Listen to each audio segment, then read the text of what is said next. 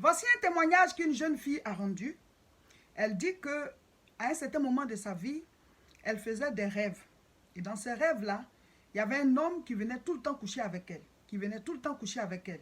Et le matin, comme ça, quand elle se réveille, elle est toute fatiguée, elle ne comprend pas ce qu'on appelle d'habitude mari de nuit, femme de nuit. Donc elle avait cette expérience nocturne. À chaque fois, quelqu'un venait coucher avec elle, mais elle ne voyait pas le visage de la personne. Et dans la réalité, un jour, il y a une amie qui l'a invitée à une cérémonie et il y a un monsieur qui était assis là et qui s'est approché d'elle et lui a demandé, tu me reconnais? Elle dit non. Il dit, mais normalement tu dois me reconnaître parce que tu es ma femme. Elle dit, comment ça, je suis ta femme? Il dit, oui, tu es ma femme. Tu es ma femme et tu vas comprendre plus tard. Et donc, il s'est éloigné, ils étaient tous dans la cérémonie, il est allé s'asseoir dans un coin, pendant qu'il buvait, il la regardait, et elle se sentait attirée vers le monsieur. Elle ne sait pas pourquoi, mais elle dit, mais lui, par rapport à quoi, il dit que je suis sa femme et tout ça, et elle se sentait attirée vers le monsieur. Et donc, quand son ami est venu, elle a demandé à son ami, le monsieur là-bas, c'est qui? Et puis son ami lui a dit que, ah non, c'est un ami à l'un de mes frères et tout ça. En tout cas, c'est quelqu'un qui est dans le quartier et tout.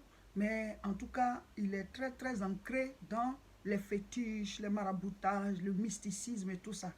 Et puis elle dit, mais il est venu me dire que je suis sa femme. Et son ami a dit, ah, il faut faire très attention, hein. Tu es sa femme, ça veut dire quoi, tu es sa femme? Elle dit, je ne comprends pas. Et puis son ami a dit, ah, il faut faire très attention parce que mon grand frère m'a soufflé que c'est le gars, il est à fond dans le mysticisme, les fétiches et tout. Et donc, il faut faire très, très attention à lui.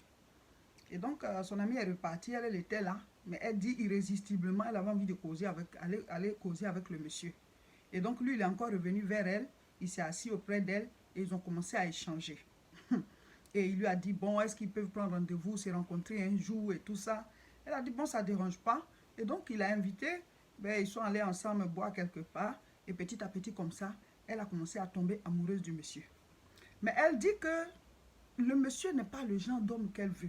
C'est pas qu'il remplit, elle, ses critères physiques. Mais elle se sent attirée par lui. Elle ne sait pas qu'est-ce qu'il a dit au juste chez ce monsieur. Et puis souvent, les jeunes filles ont dit, ah oui, c'est à cause d'argent, à cause des moyens du monsieur qu'on court vers lui. Mais ce n'est pas que le monsieur a des grands moyens. Lui-même, il se débrouille aussi. Mais elle ne sait pas qu'est-ce qu'il a dit vers ce monsieur. Vous voyez.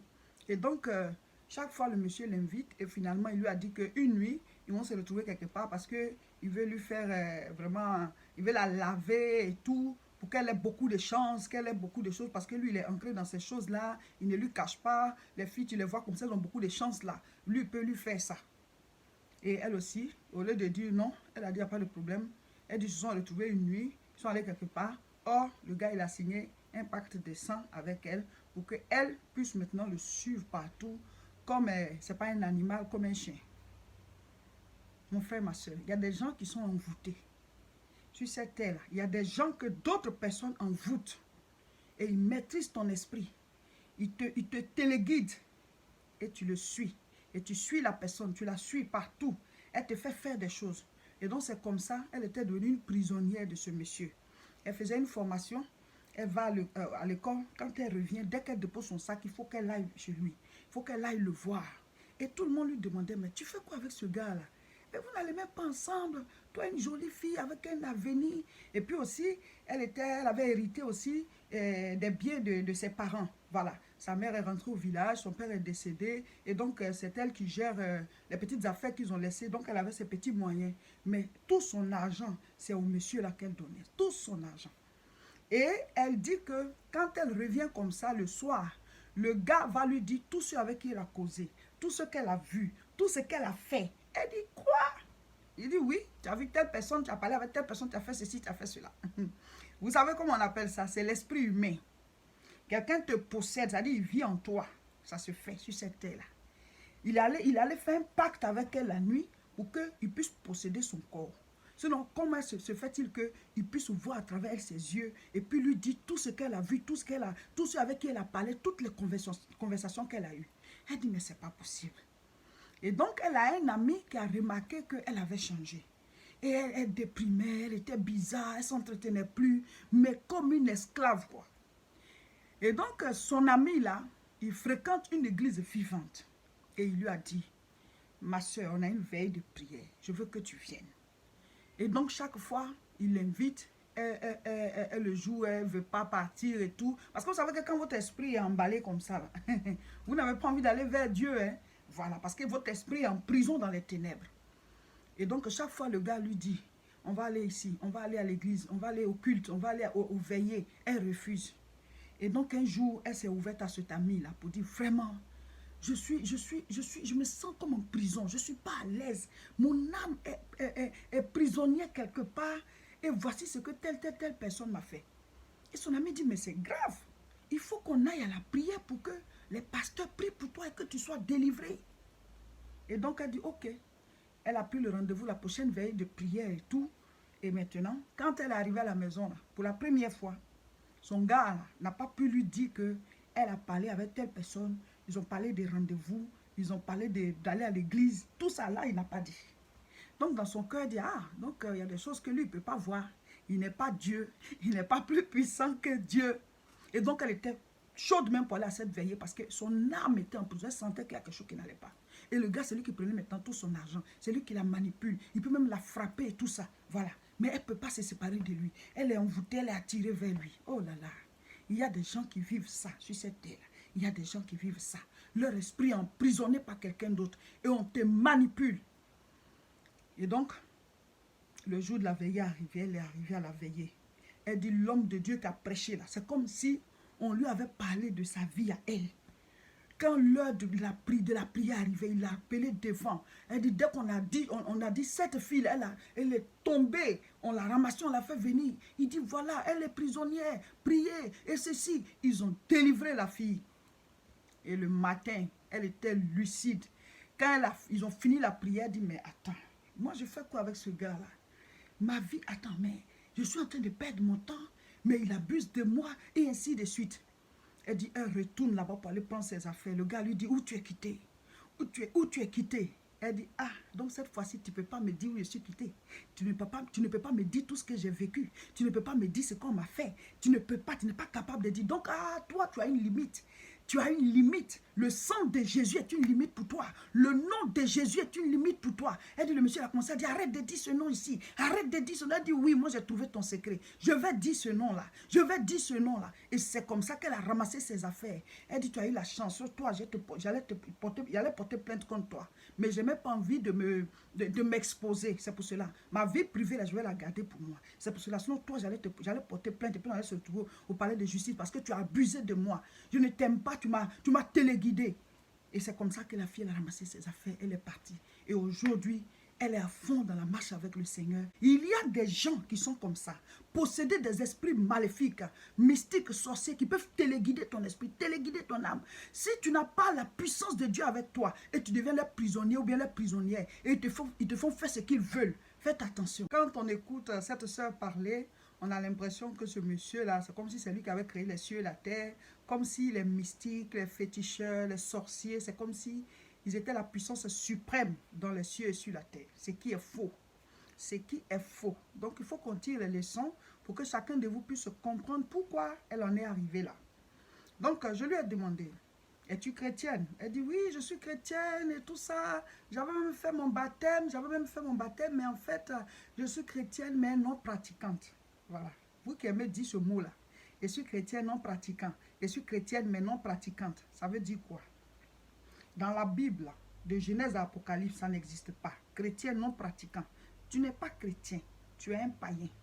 Parce que soit tu es dedans ou tu n'es pas dedans. C'est cela que j'appelle les crépaïens. Crépaïen, c'est moi qui ai créé le mot. Cré et puis païen. Un peu de chrétien, un peu de païen. Donc je suis chrétien mais pas pratiquant. Ça n'existe pas, ça n'a pas de sens bibliquement parlant. Donc devant le monde des ténèbres, tu fais partie des païens. Donc ce qui arrive aux païens peut t'arriver. Sinon, un enfant de Dieu né de nouveau, aucun être humain, quel que soit le démon qui le possède, ne peut le manipuler. C'est pas possible. C'est pas possible parce que tu as le Saint-Esprit en toi. Donc un petit esprit du monde de Satan ne peut pas te manipuler. Donc votre histoire de chrétien non pratiquant, voilà où ça vous conduit. Soit tu es chrétien ou tu ne l'es pas. Je vais lire Matthieu chapitre 28, verset 18 à verset 19.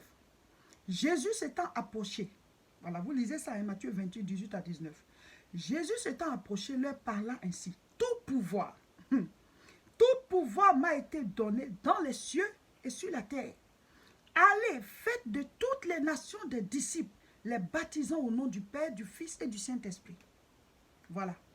Donc, mon frère, ma soeur, Jésus dit, tout pouvoir lui a été donné. Si vraiment tu es en Christ, aucun pouvoir dans le ciel, sur la terre et même sous la terre, parce que Jésus est mort, il est parti sous la terre.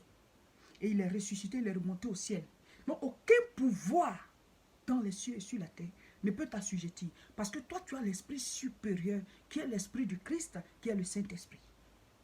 Par rapport à quoi quelqu'un va venir manipuler ta vie, faire jouer le rôle de mari de nuit dans ta vie, il va te reconnaître pour te dire que oui, tu es sa femme, et puis il va aller t'envoûter. Ça, c'est la première erreur que la fille a commise même. Après avoir dit qu'elle est chrétienne non pratiquante là, tu l'as suivi dans son invitation, pourquoi? Pourtant, on t'avait déjà dit que ce monsieur, il n'est pas clair et qu'il est à fond dans les œuvres mystiques. Vous voyez? Donc, l'histoire de dire, je suis chrétien, mais je ne pratique pas bien. Revoyez votre vie chrétienne. Jésus dit, il dit d'aller faire des disciples. Il n'a pas dit de faire des sympathisants de la Bible, des disciples. Le disciple, c'est la discipline. Le disciple accomplit cela comme le maître. Le disciple applique sa vie au règlement que le maître a laissé.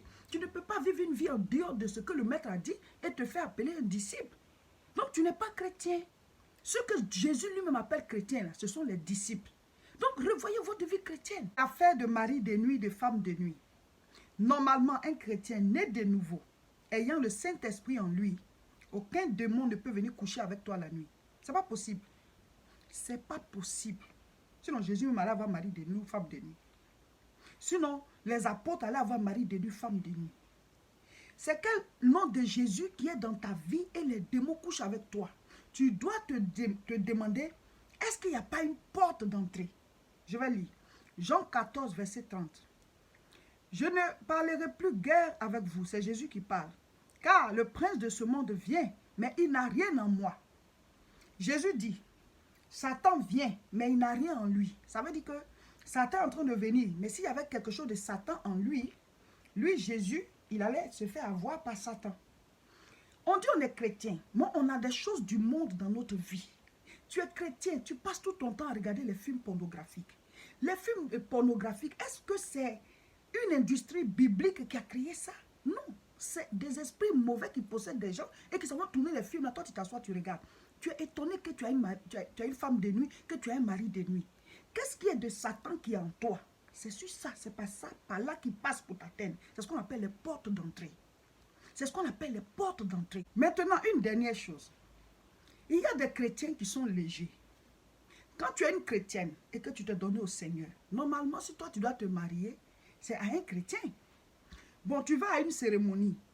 On te dit déjà que telle personne-là est à fond dans le mysticisme. Elle vient s'asseoir pour causer avec toi. La personne fonce et te dit des choses, genre tu es ma femme. Et toi, tu te débats pas et tu te laisses aller. Il y a quelque chose qui ne va pas. Et tu vas voir qu'elle n'a même pas prié le matin avant de sortir de chez elle. La Bible dit on ne sait pas ce qu'un jour peut enfanter. Dans cette même optique, nous allons bientôt commencer un temps de jeûne et prière de 21 jours.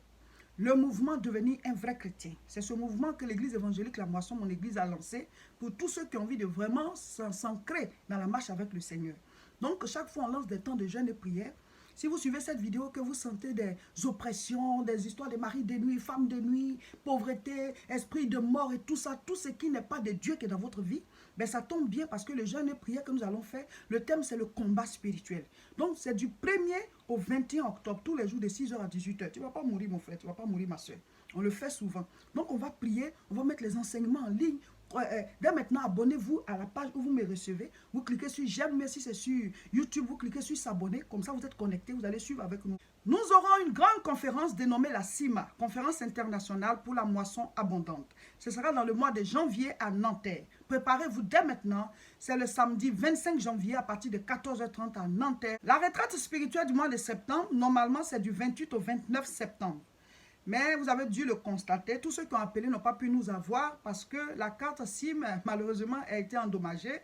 Et nous sommes en train de la transférer sur une nouvelle carte SIM, donc restez à l'écoute.